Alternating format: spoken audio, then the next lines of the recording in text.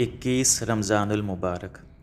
آج روح زمین سے قرآن کے ظاہر و باطن کا عالم رخصت ہو گیا، جس کے جانے سے رویا ہے زمین و آسمان۔ وہ ہستی ہے شہنشاہ ولایت، پروردہ فیض نبوت، شیر خدا، داماد مصطفیٰ، برادر احمد مجتبیٰ، ابو طالب کے برخوردار، حسن و حسین کے والد بزرگوار، سسر خلیفہ دوم، حیدر کرار، صاحب ذوالفقار، فاتح خیبر و خندق، ہمت و شجاعت کا پیکر، سب شکن، شمشیر زن، تیر افغن، خلیفہ امجد، جنہیں نہ کوئی ہرا سکا میدان جنگ میں۔ دشمن بھی انتظار کرتا رہا سجدہ علی کا۔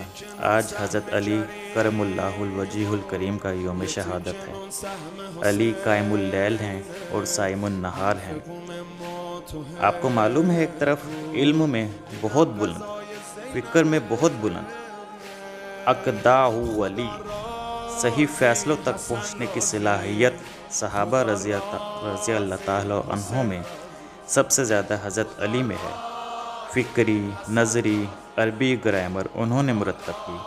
بہت بڑے شاعر، بہت بڑے خطیب، ساتھ ہی میدان جنگ میں ان کی جوہر، ان کی تلوار جو بھی جوہر دکھاتی تھی وہ سب کو معلوم ہے۔ نبی اکرم صلی اللہ علیہ وآلہ وسلم نے ارشاد فرمایا، میں علم کا شہر ہوں اور علی اس کا دروازہ ہیں۔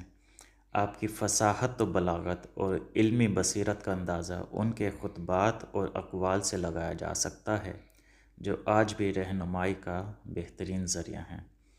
اللہ پاک ہم سب کو حضرت علی رضی اللہ تعالی عنہ کے نقش قدم پر چلتے ہوئے زندگی گزارنے کی توفیق عطا فرمائے۔